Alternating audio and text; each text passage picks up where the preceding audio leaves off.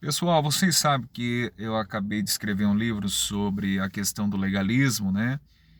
E eu conto muitas histórias, histórias curtinhas do meu tempo de pentecostal, algumas até mesmo engraçadas. E desse tempo que eu nasci e cresci no meio pentecostal, assembleiano e tudo mais, trato sobre a questão dos usos e costumes, e um dos capítulos eu trato exatamente sobre a questão das bebidas alcoólicas e do fumo. E um dos irmãos queridos que comprou o meu livro, né, ele levantou essa questão, e é uma pena que eu não tinha pensado sobre isso, eu poderia ter colocado esse argumento no livro também e ter clarificado. Ele levantou uma dúvida sincera, dizendo: PH, eu trabalho com alimentos, vez ou outra as pessoas me pedem bebidas alcoólicas. O que que eu devo fazer? Será que eu devo vender? Será que eu devo servir essas pessoas? Realmente uma dúvida sincera, o irmão estava preocupado, né? Disse: meu irmão, se pensarmos dessa forma, nós não teremos mais profissões do tipo, nós não teremos mais eh, motoristas, né, que transportam bebidas alcoólicas, cervejas, vinhos e tudo mais para as empresas, para os mercados. Nós não teremos mais aeromoças que servem também bebidas alcoólicas. Nós não teremos mais garçons também que servem bebidas alcoólicas. E o que que nós devemos de fazer? Nós devemos de eliminar e aconselhar essas pessoas a deixarem essas profissões, esses empregos, porque bebida alcoólica na cabeça de alguns é pecado, né? Então, o pecado é não trabalhar, meu irmão, né? Ah, trabalhar é um mandamento bíblico, né? Antes e depois da queda. Então, nós deveríamos de pensar que as outras profissões também deveriam de ser totalmente descartadas e serem proibidas aos crentes. Eu não vejo dessa forma.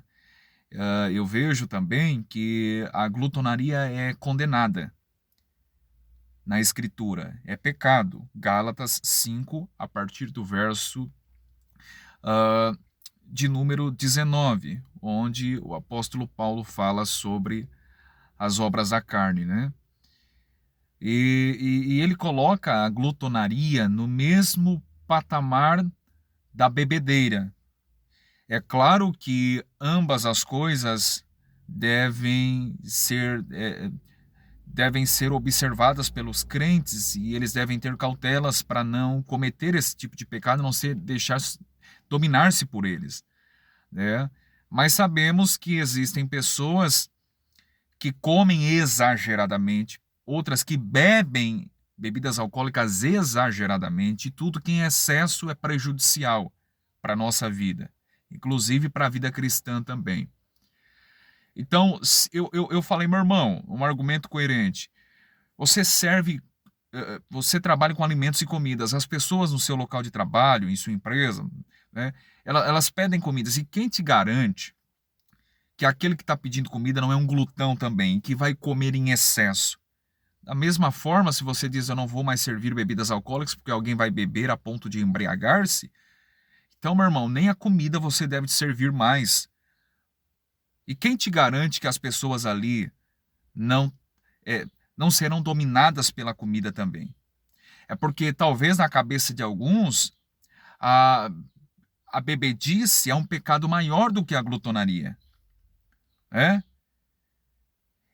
Nós criamos uma listinha de pecados, pecados maiores e pecados menores, e na ótica divina, todo pecado é pecado e deve ser deixado. Você não determina nada, você não cria nenhuma lista. A lista foi estabelecida por Deus. A lei foi deixada por Deus do que é certo e o que é errado. E a melhor opção, a melhor forma de sabermos o que é errado e o que é certo é recorrermos à palavra de Deus e verificarmos o que ela diz sobre o que é certo, o que é errado, e o que é pecado e o que não é pecado. Não é você, legalista, que determina o que é o que não é. Não é você que vai dizer que um pecado é maior e outro não é. Todo pecado é pecado e deve ser deixado. Essa foi a ênfase dos reformadores do século XVI, contrastando com a Igreja de Roma, que sempre criou, né, pecados maiores, pecados veniais, os pecados capitais e tudo mais. E aí veio os reformadores e afirmaram: todo pecado é pecado, é uma afronta à santidade de Deus.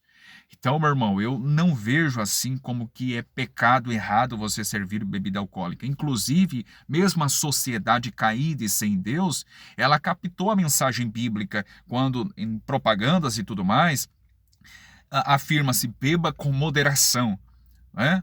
Beba com moderação. Ela captou a mensagem bíblica quando diz, por exemplo, em Efésios 5,18: e não vos embriagueis com o vinho em que há contenda.